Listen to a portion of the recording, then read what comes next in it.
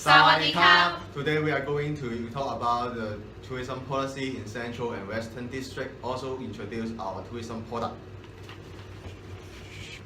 Now, let's first talk about the tourism policy of Hong Kong in general. The tourism policy in Hong Kong can be separated into three parts. The first policy is promoting mega events. Hong Kong Tourism Board suggested using mega events like sports event, cultural and art performance to differentiate the tourism product in Hong Kong and appeal Hong Kong as the Asia's world city.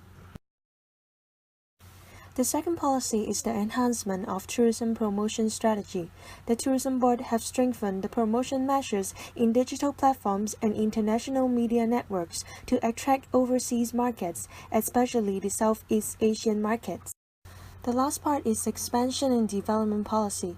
It is about developing the tourism node in Kai Tak and Lantau, also the further development of Hong Kong Disneyland Resort and Ocean Park. And for the policy in the Central and Western District, majority of them involve the conservation of heritage or existing facilities. This policy generated numerous resources which provide the district the potential to further develop the cultural and heritage tourism. Next, let's look at the problems and issues of tourism planning in the Central and Western District. The first issue is low accessibility in the Central and Western District. Although the extension of West Island Line improves the connection to the district and increase the tourism demand. However, there are some many stairs and the steep slope across the district, and so as to lower the accessibility in the district.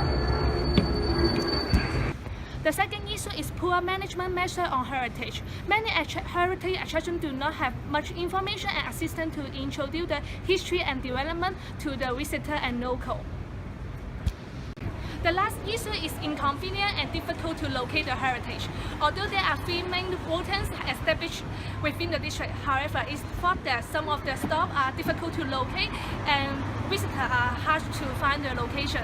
It may discourage the visitor and local to visit the place and reduce the number of visitors. It is found that there are three main types of resources in Central and Western District, which is natural resources, cultural heritage, and different kinds of activities. It is found that the cultural heritage are the main focus of the Central and Western District. Omiko is doing some questionnaire with the tourists. Let's go and meet her.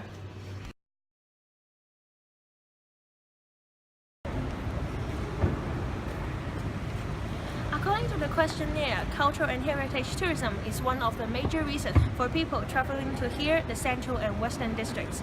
Both kinds of the visitors do think that they are very interested in the history and culture of these districts. Moreover, local residents are more likely to look for some recreational activities, while the foreign visitors are looking for some local cultural experience. Now, let's go for an interview with the local residents living in these Central and Western Districts.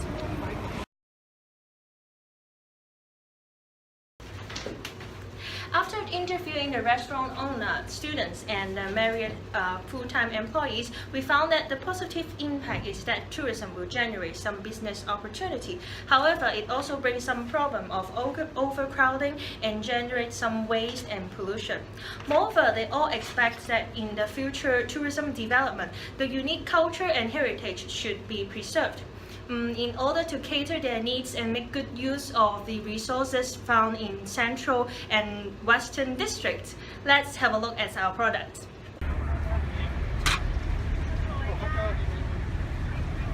Welcome to Central and Western Cultural Heritage Festival. Our festival will be located in Central Harbourfront Event Space and aims to promote the cultural heritage in our district. Now let's go to our first activity, game store and exhibition. Yeah!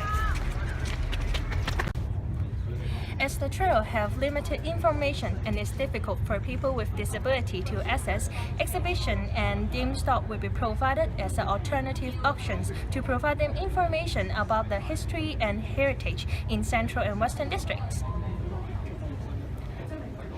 In the exhibition, there will be pictures, videos, information panel, and leaflet to provide them information. And for the videos, it will be the oral history for the local residents to share their knowledge and experience in this district. Now let's have a look at the game stock. Visitors can exchange the fun token to join the game store, such as matching information cards, bean can toss, or wing toss. They will receive a souvenir at the end of the game. Moreover, there will be a game store that allows visitors to paint their favorite heritage on the tote bag. Now, let's go to the second activities, guided tour. Ooh. The guiding tour with shuttle bus service is provided for visitors to have a better understanding of history and the value of heritage, because the tour guide will lead them to walk along the heritage trail and introduce them. Oh, where is Helen? Hey, I'm here to join the Fun Trail. This is the last major activity of the festival and is aimed to promote the heritage trail developed by Etiquette's Anonymous Office. Different booths will be set up along the trail to promote information about the heritage to visitors and locals. When visitors take a photo in the heritage and upload to the social media such as Facebook and Instagram, they can exchange the souvenir from the booth. Although our festival is attractive, but is it sustainable to the local community? Let me answer your question. In the economic aspect, this festival could attract both local and foreign visitors to the district and generate economic benefit to the local business. In terms of social aspect, our festival provides more recreational options to the local community. Also, it can enable the access of people with disabilities.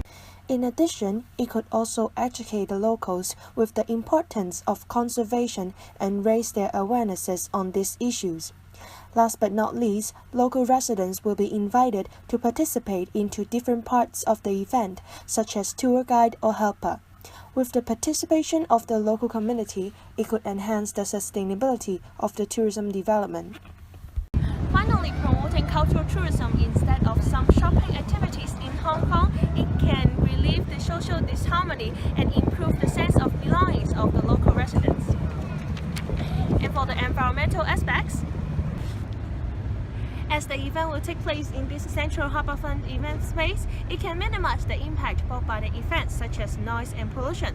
Moreover, this event could also raise the awarenesses on conservation and to stimulate the government to preserve more heritage and old buildings. And next, for the tourism aspect, This festival can encourage tourists to have an in-depth travel by learning the culture and enjoy the local experience. It is an opportunity for Hong Kong to differentiate the travel product by promoting other forms of tourism to the market. Now talk about the opportunity of our tourism planning. The first opportunity is the enhancement of transport network, which increases the accessibility of our attraction and encourage more visitors to come here. The second opportunity is the trend of nostalgia, which means that people are thinking of the past time and the old period. The idea of preserving local culture and history in the event could fulfill the needs of the local residents in knowing the old culture of the Central and Western District and could attract their participation. the last opportunity is that there will be more cultural attractions coming up in the future, which provide a variety of attractions and experience to the tourists. It also contributes to the development of cultural tourism in the district. So, what is the constraint of our festival? Okay, I will talk about it. The first constraint is the low accessibility of the heritage trail. As mentioned, there are many stairs and slopes along the way to the heritage. Such a factor may stop tourists from visiting. Therefore, our board offer alternative option of cultural attraction in Central Harbourfront event base, which allow people with disability to participate in our event. The other constraint is the Hong Kong weather condition. Since the hot weather and typhoon season in August, it may affect our operation of outdoor activity and guiding tour. That's the end of our presentation, and please feel free to ask the question. Kapun Kap!